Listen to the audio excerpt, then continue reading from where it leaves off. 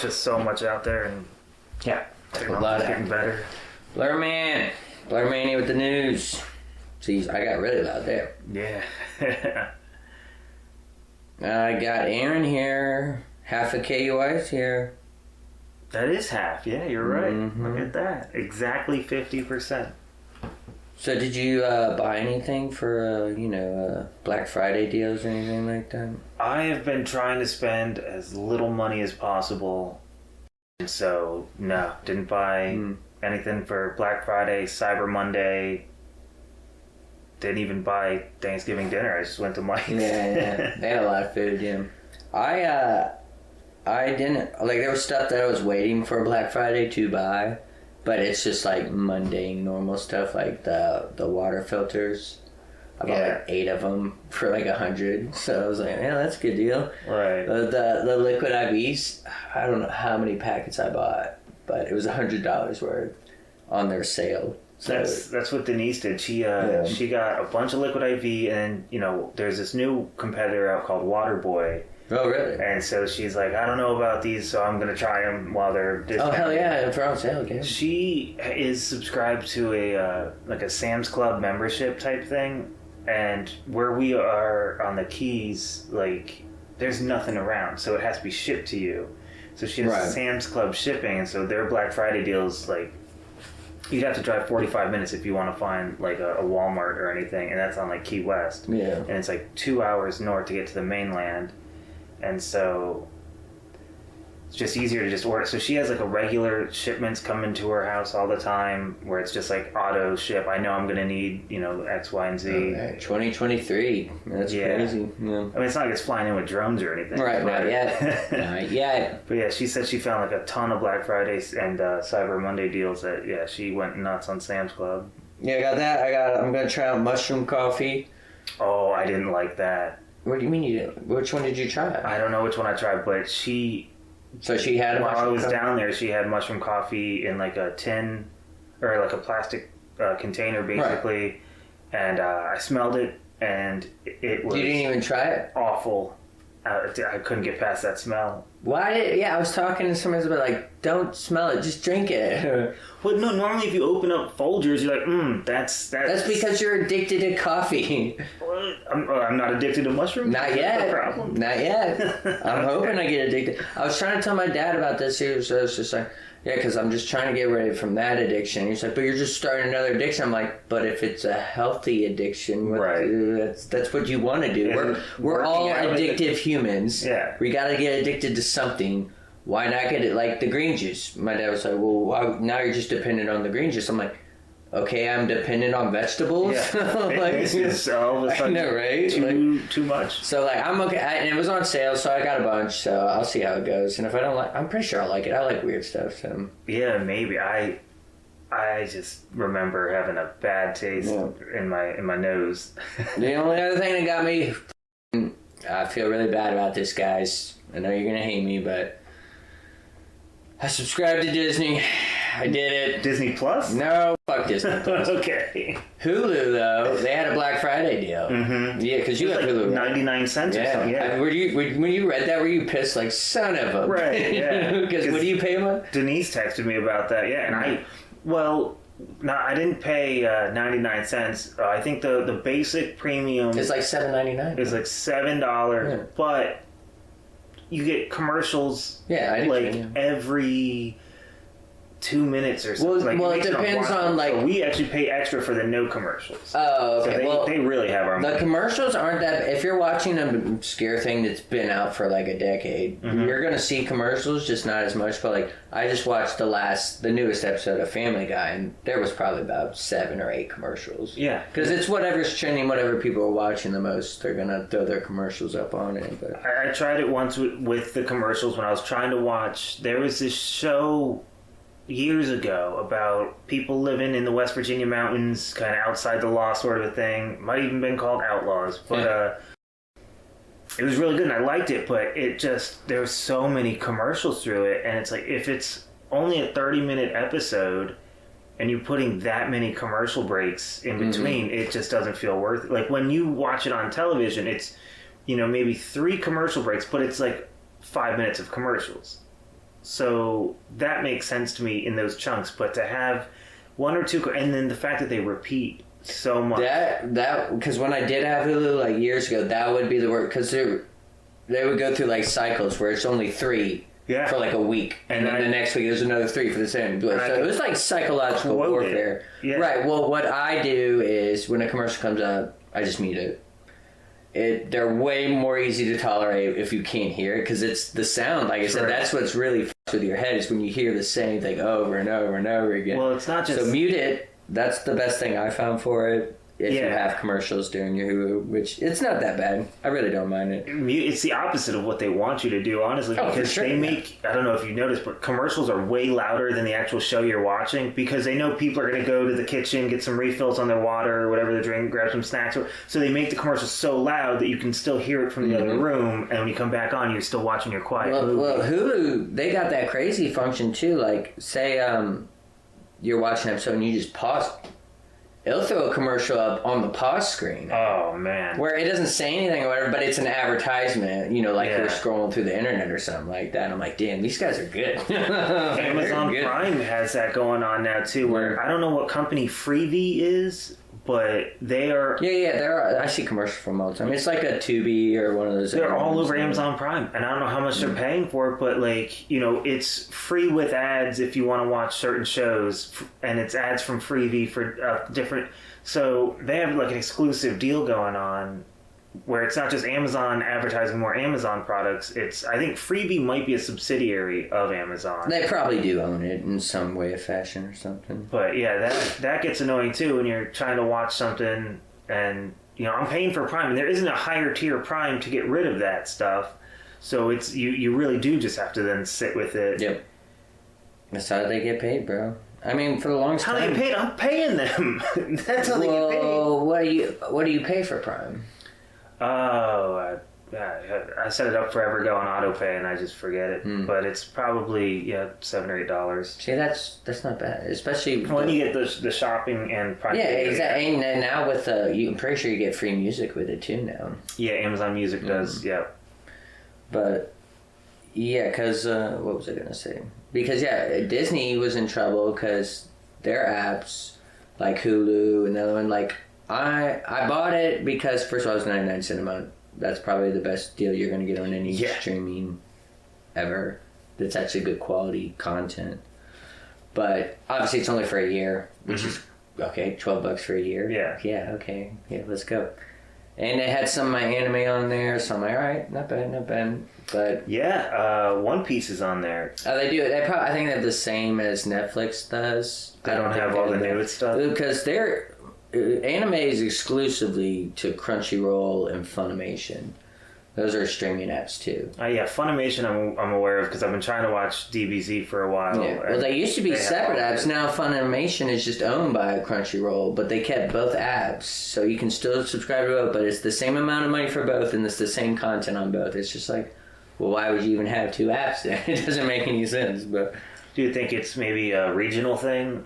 Like how? No, you can get both. Really? Yeah, you can. Well, I mean, do you think one is more popular in certain regions than the other? And so it makes sense. I could see Crunchyroll being more popular in Japan and stuff like that. But like I said, if you own both, what's the point? It doesn't make any sense. Yeah, just like how, like over here we have Axe body spray, but in the UK it's called Lynx. Like I don't know why Axe, just the name didn't catch on over there. But Lynx did.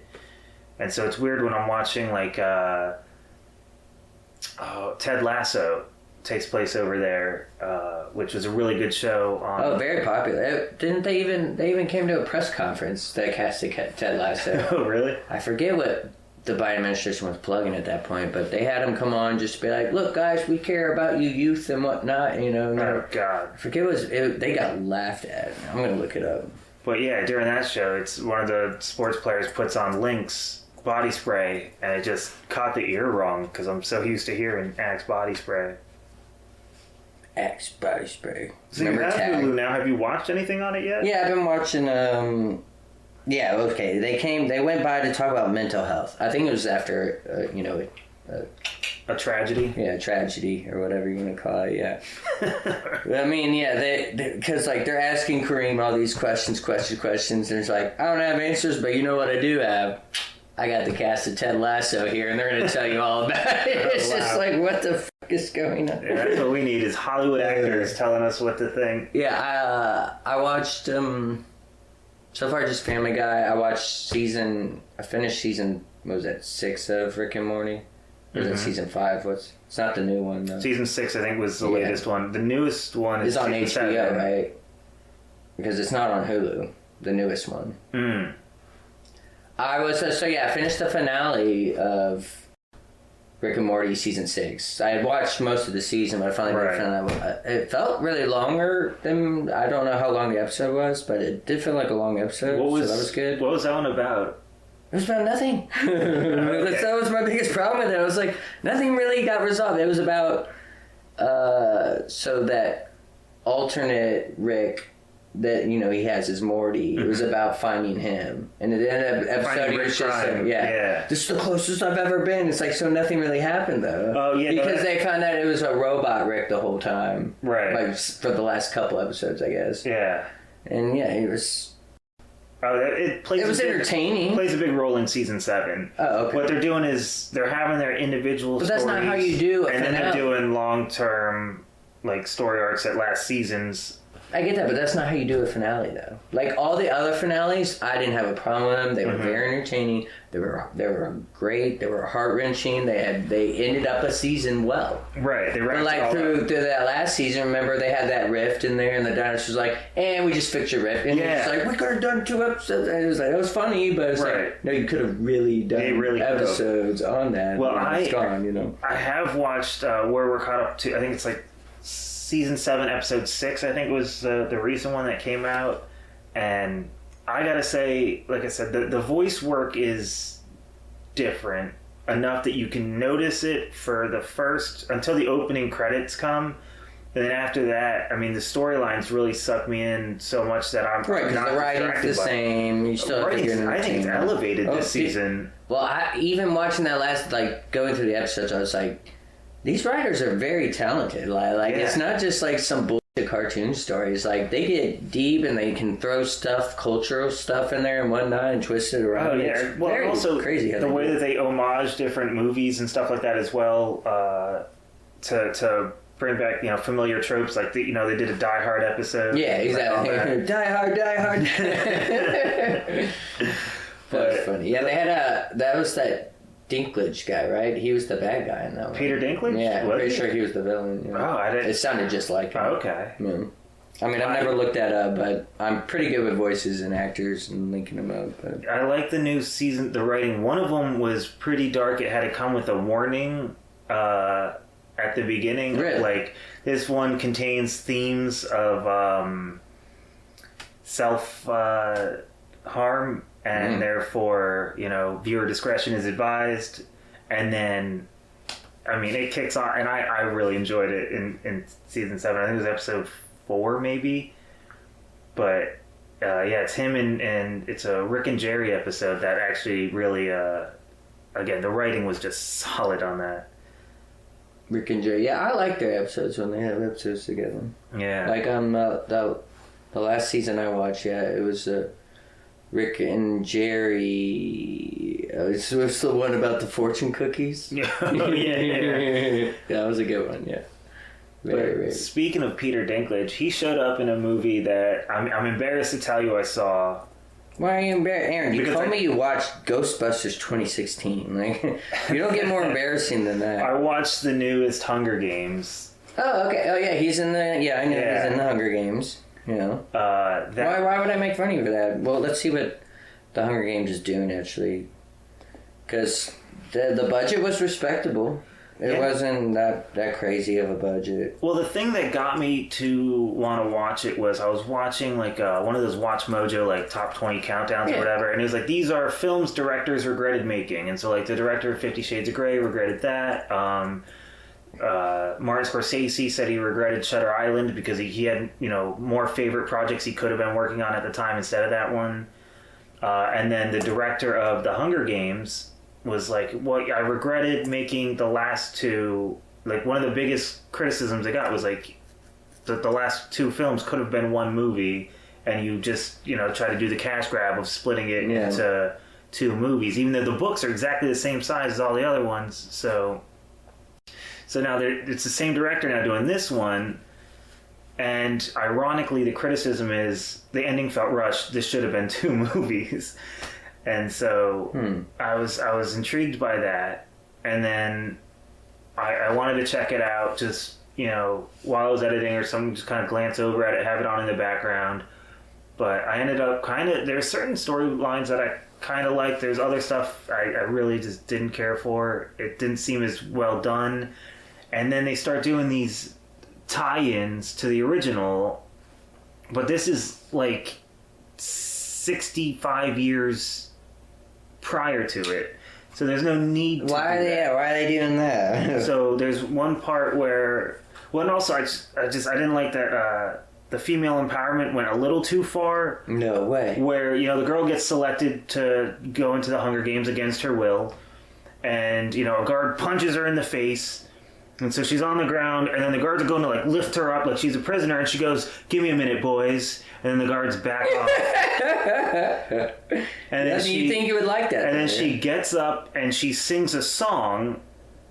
Well, yeah, because she was in West Side Story or whatever. Something like that. She's got a great singing voice. She's a very good singer. Very talented. Right. But right here. So then the guards back off just because she asked them to. And then some girl in the crowd starts singing a song that inspires her to stand up and like kind of carry on singing the song. And she grabs the microphone in a very Johnny Cash type of moment. And she's like singing out. And she does this bow. Yeah, that's in the trailer. But that's the Katniss Everdeen bow from the first one. After she shoots the bow through the... when everybody's like trying to watch her talents, and so then she shoots it at to get attention. The Royals, right? Yeah, there was a stuffed pig with an apple in its mouth, and she shot the bow through the apple to like get their attention, and then she did that bow. So like that doesn't need to be a callback. That's you think because then it would mean that Katniss would have seen that bow. Well, it's just from lazy. This girl, and then and that's the other thing too is at one point in the movie. This isn't really a spoiler, but in the newest one, they're out by a pond, and somebody hands her like a bunch of weeds. And the guy's like, "Well, what are those?" And she goes, "Well, they're called swamp potatoes because you can like eat the roots, but I don't think that's a very nice name. I just prefer to call them Katniss." I'm like, "Get out of here, man!" Yeah, that's terrible. That's just lazy, bad writing, and trying to link it together in a way that doesn't. It says the movie was 2 hours and 37 minutes, and you're saying it was rushed, or that's what people are saying. The criticism I had heard before going into it was that it was rushed. Do you think it was rushed? I mean, I think it ended in the only way it really could have, because it has to attach to the original series, and so it's kind of. Does the first one, though, have to attach to it, though? I mean, because they're going to do multiple ones for it, I would imagine, right? I would hope they didn't, but they set it up so that they could. Sequel, yeah. Yeah, it could be another trilogy, which they're going to try, but they shouldn't, but they're going to. IMDb gave it a 7.2 out of 10.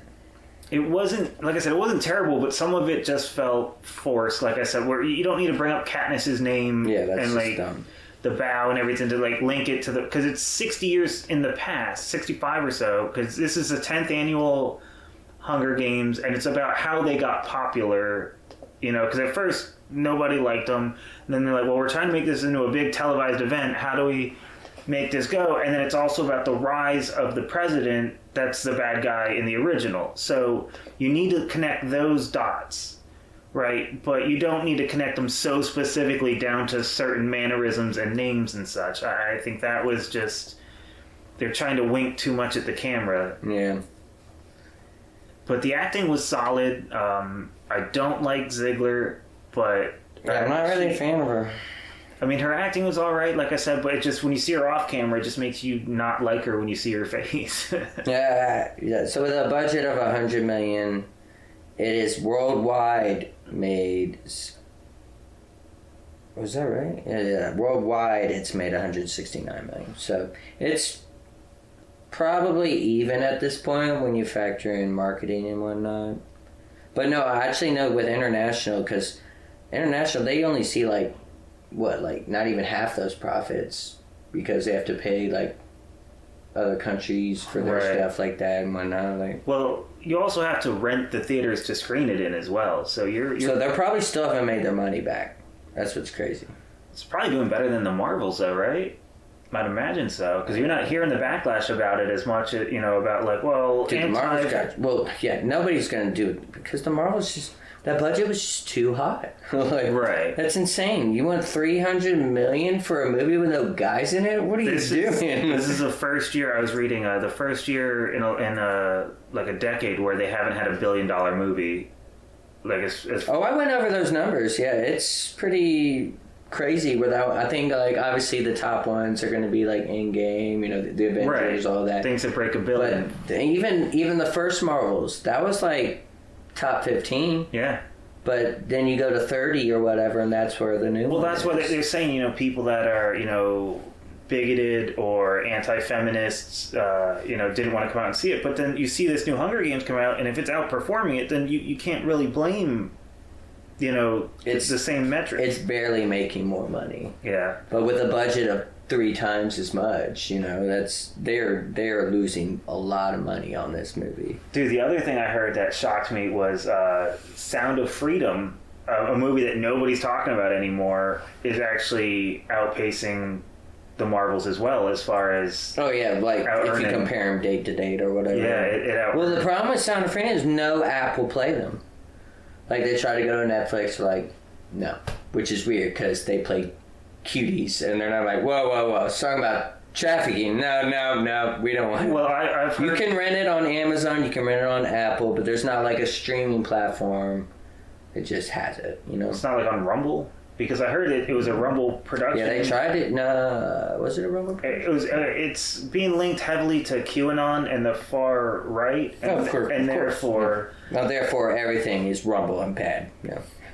Well, I mean, I was going to say everything is, elite Hollywood's on the far left. Mm-hmm. And so why would they put, someone else's stuff on their platform? I don't know.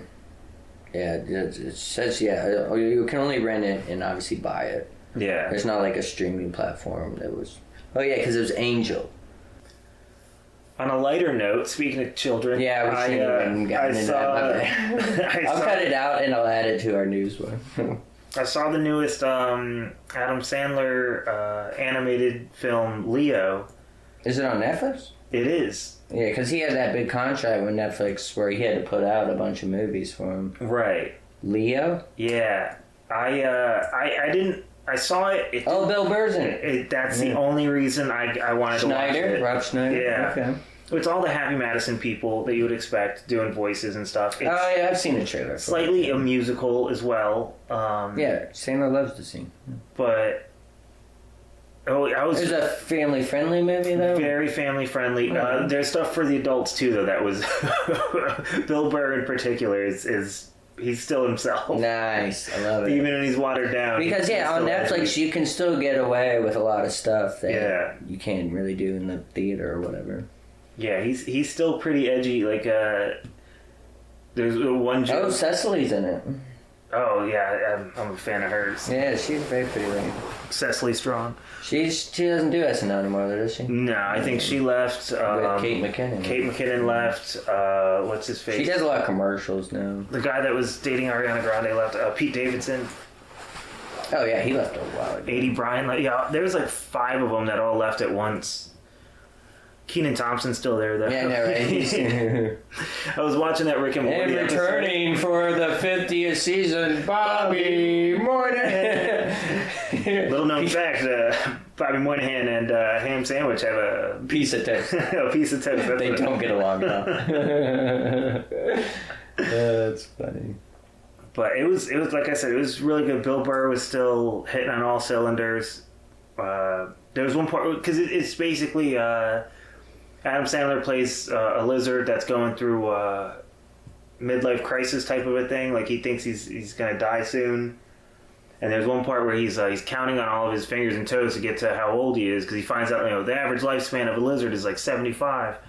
So he's counting on his fingers, counting on his toes, and he's like, I'm running out of stuff to count on. And Bill Burr's like, well, I can name something else, but the kids are around. And then he holds up like a cigar, like Groucho Marx type of a thing. He goes, I was talking about his tail. And I was like, dude, that's still edgy, even for a kid's movie. That's awesome. Well, people are saying that movie, this is what's just trending, what I'm reading so far. They're saying that movie hurt Wish's box office.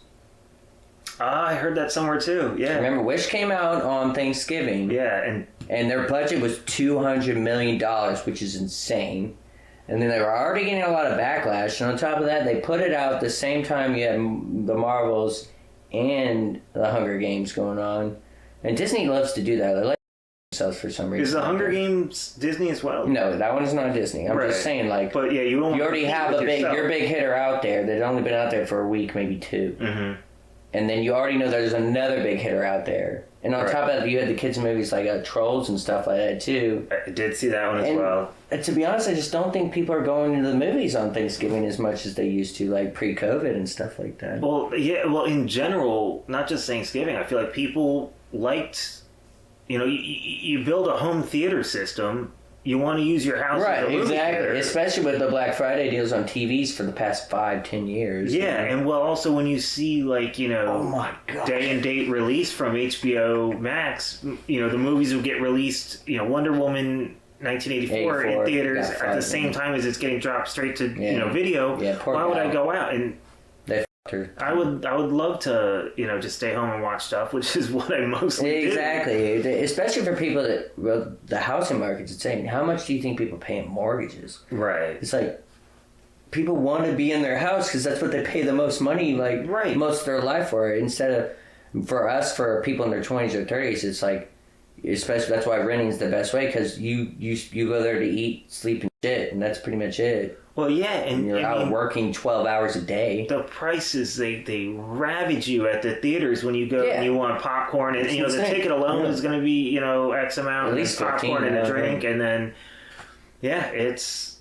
I mean, if you go with someone else, that's double all of that. Especially when if you got kids, if you're going to see a kids movie, then you got to buy them. Oh yeah, as well. I mean, like a family of 5, right? 2 adults, 3 kids. That's cha-ching. They have an arcade in the theater now too to really keep or you even there. Ours has that bowling alley and stuff like that. So you make it a family event, but when you're done with that family event, you're walking out like $500 out of your pocket, and you're not going to want to do that again for months. Yeah. So if the next thing that comes out, is if you just went to see the Marvels and then Wish comes out, well, you guys chose the Marvels, so we're not seeing another movie till next year. Well, and I think that's why the reviews are important. Numbers do matter. It's not. I don't take them to heart though when I see they reviewed it bad. I read some of them. Well, why are they reviewing it bad? And then if I see bad reviews, but if I see the movie made a lot of money, I'm going to discredit the reviews. But if I see like a lot of good reviews, and then I see no money being made, I'm going to compare those two. I'm going to be like, well, why is that happening? But that you would think they would line up together if that was the case, That's like, I saw the reviews for Napoleon are doing well. Well, here real quick, though. Wish right now sits at less than 50 million worldwide. And it's a 200 million movie. That's worldwide box office? Yeah, that's worldwide. And so it's been out for a week. That's bad, dude. Opening weekend is supposed to be your strongest showing. And yeah, they were talking so much shit about Napoleon, dude. I think it's because it's, it's a Apple movie. It's not really part of them or whatever like that. They were saying, like, this movie's not going to do that well. It's released in theaters now, and then on a later date, it's going to be released on Apple TV+. Oh, for sure, yeah. But if you compare that... it's not making good money. I saw a side-by-side of...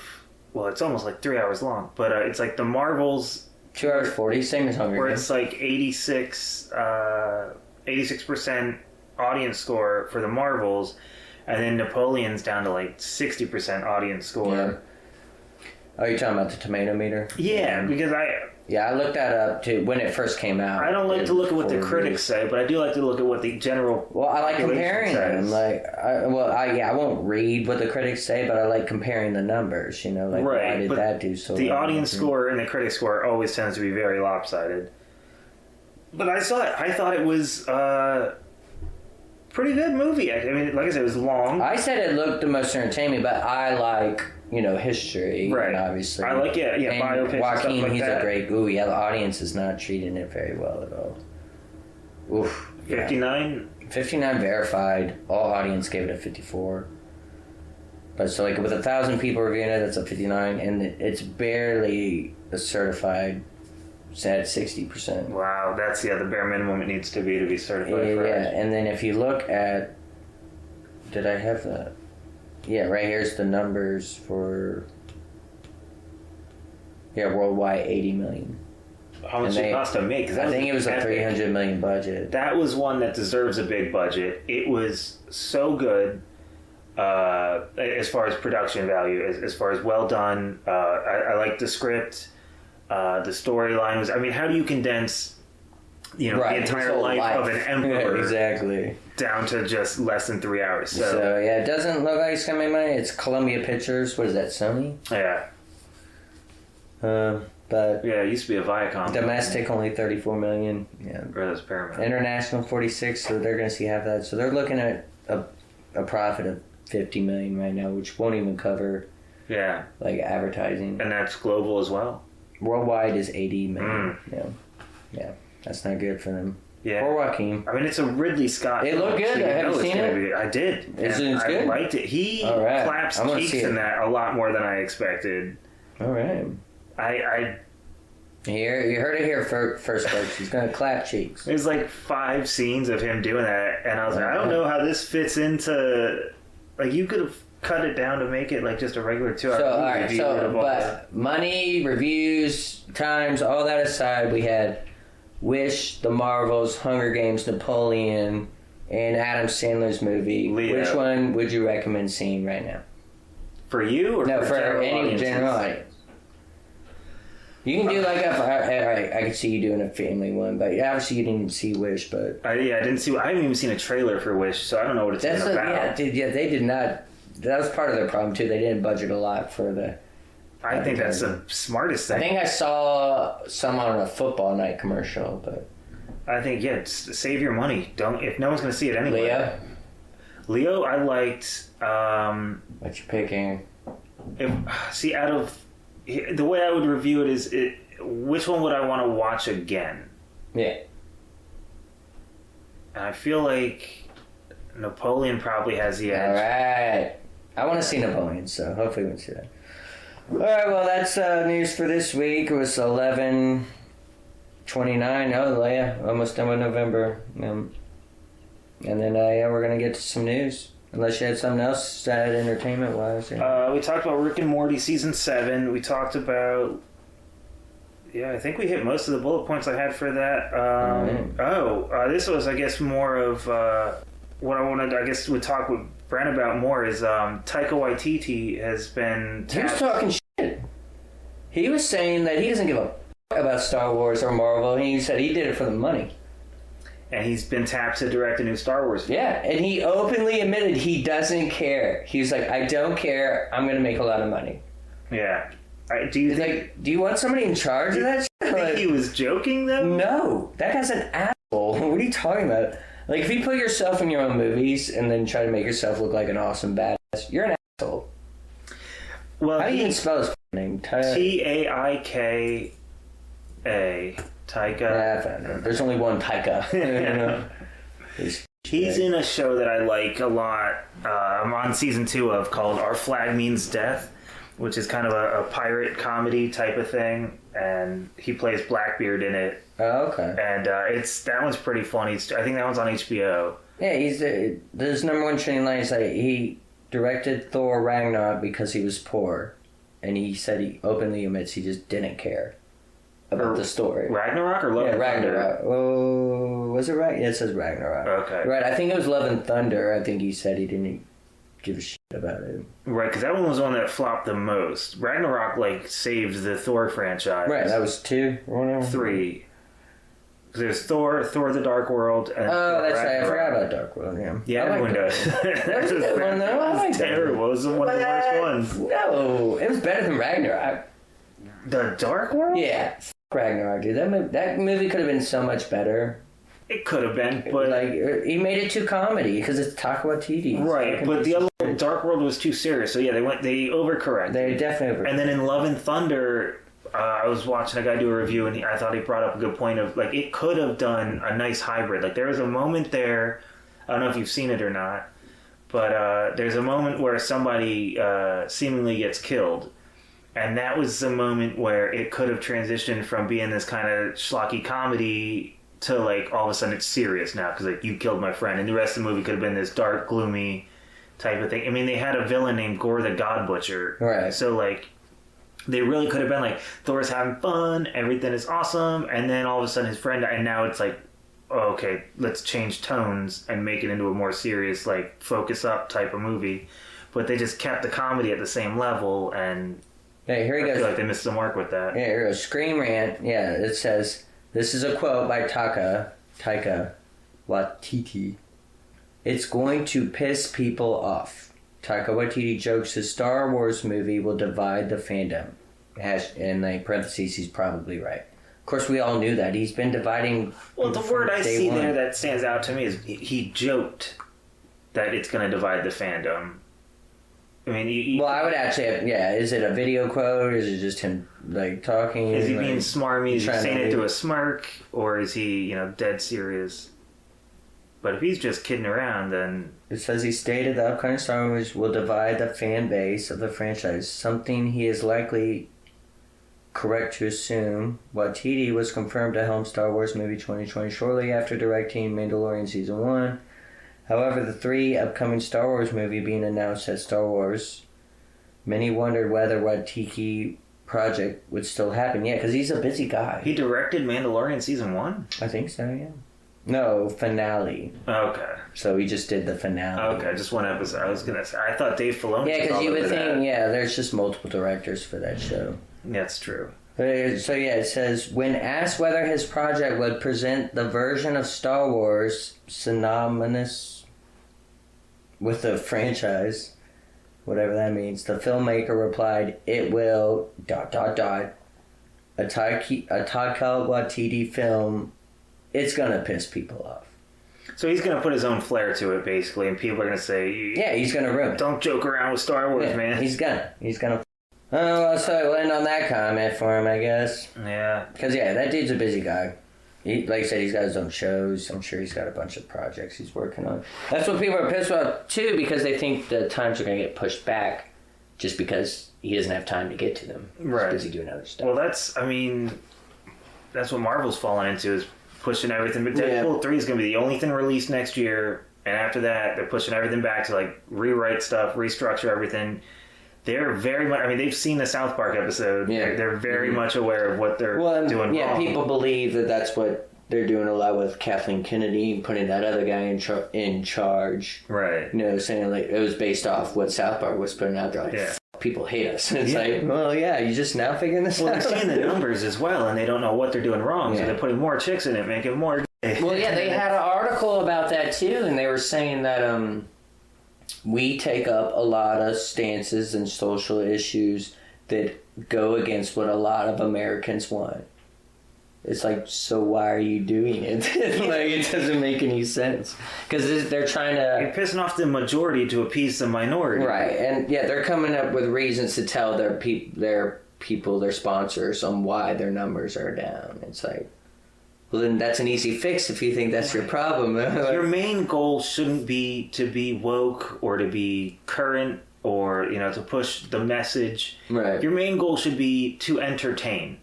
Am I making something that will entertain the masses? What, an entertainment company? That's...